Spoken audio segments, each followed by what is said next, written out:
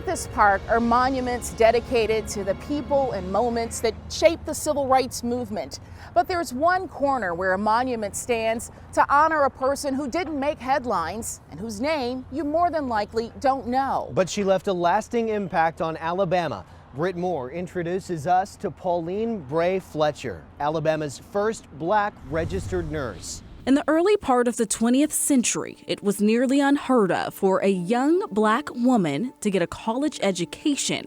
But after a series of setbacks, including returning home after the death of her father and picking cotton to earn the money to finish school, Pauline Bray Fletcher did just that.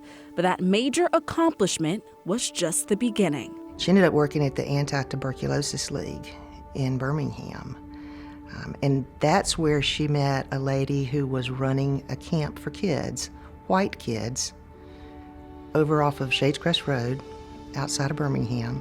It was a fresh air farm. And Mrs. Fletcher was offended that white kids had a place to go and the black kids in her community didn't. So it was really at that point in time when she was at the Anti-Tuberculosis League working that she decided, you know, my dream is to have a camp for kids outdoors where black kids can go and get exercise, fresh air, just like white kids can. After the purchase of 45 acres near Bessemer, Camp Fletcher was born. Camp Fletcher provided an outdoor experience for the entire black community.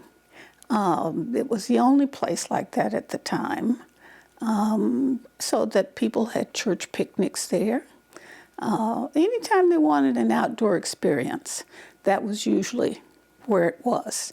Alma Powell spent time at Camp Fletcher as a young girl, even learning to swim in this creek on the property. The diving board was a big flat rock, and you didn't know any different, so it was fine.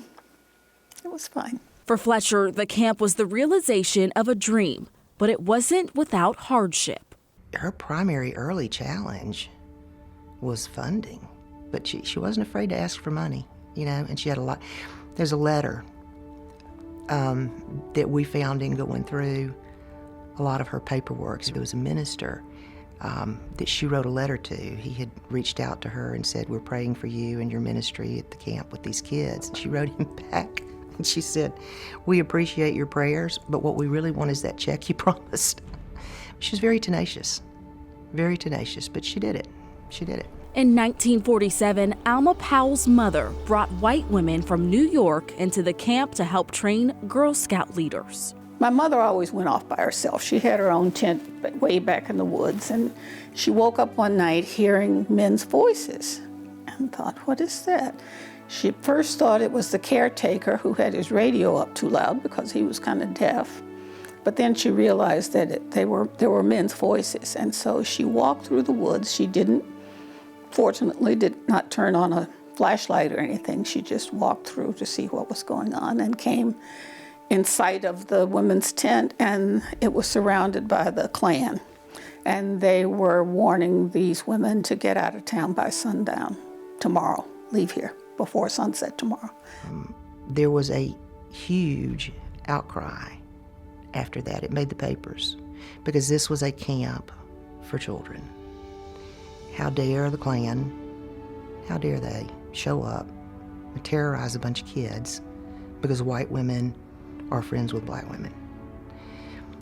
There was a coalition of Birmingham leaders, Jews, Baptists, black, white collar, blue collar, that got together and said, this will not happen at a camp for kids. And one lawyer in particular drafted legislation to make it illegal to wear masks to intimidate. And Alabama became the first state to pass an anti-masking law because of what happened at that camp. Campfire Alabama owns and runs Camp Fletcher now, but her message is aligned with their message of teaching kids to understand each other and themselves. Her purpose was to serve kids. That's all.